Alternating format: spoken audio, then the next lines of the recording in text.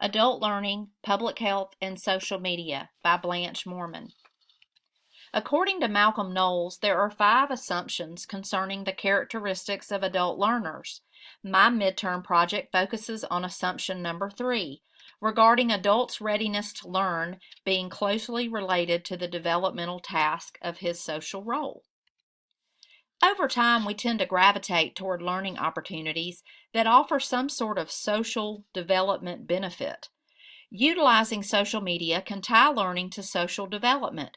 Creating activities that encourage adult learners to access social media sites like Facebook, Twitter, Instagram, and YouTube can become valuable tools to help build social networks and collaborate with others that might share the same interests.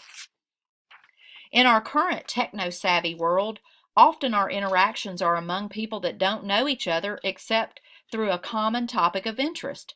So online social networking seems to make the most sense as a learning platform. My particular interest in this area of adult learning comes from my work in the Public Health Department. One of our main goals is to engage the public and deliver public health messages that lead to the promotion of health and the prevention of disease. For example, we distribute messages regarding increasing the consumption of fruits and vegetables to prevent obesity. We offer community-wide programs related to the importance of immunizations to reduce the incidence of infectious diseases.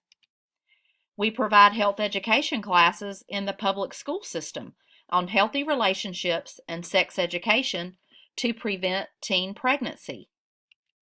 Studies show that when people access information on health and specific risk factors, that it directly influences their knowledge and subsequent behaviors, which eventually impact health outcomes.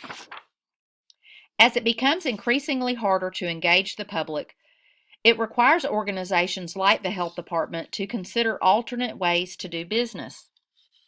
While many public health departments across the country have been using social media to provide health information to the public, I feel that there would be a greater benefit by offering opportunities for interaction and user engagement. This paper includes a review of some of the work that's being done in this area, or as I discovered, that's not being done. One study that I reviewed looked at organizations like the Health Department who engaged in health promotion through social media. They looked at the types of messages that they shared and the extent that they utilized an interactive aspect of social media. In the 166 organizations, the majority of all social media were related to promoting the organization and not the promotion of health-related topics. The study also found limited interaction with audience members. Over 1/3 of the U.S. adults are reported to look online for specific health information.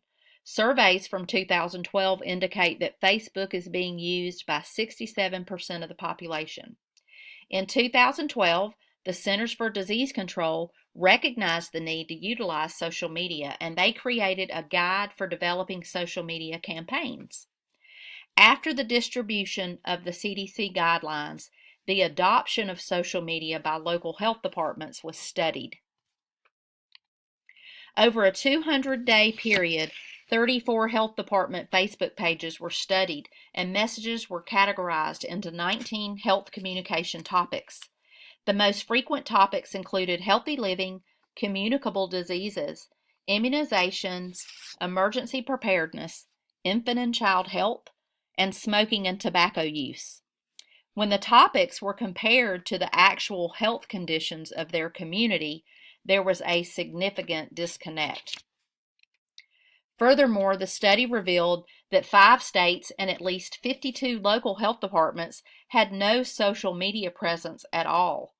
The study also indicated that most of the followers of the Facebook accounts were its own employees, and based on the number of postings, the social media accounts were very underutilized, meaning that postings were not occurring on a daily basis. This study also identified that there was a need to develop interactive social media platforms that continuously posted health messages that were very specifically related to the conditions in their community. And the most important aspect was being able to respond to the questions.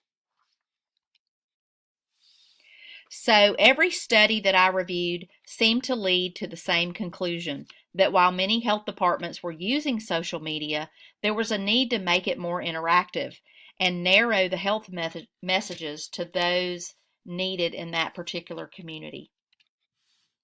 After researching the use of social media by local health departments, I did discover a large number of newspaper articles describing an increased use of social media platforms.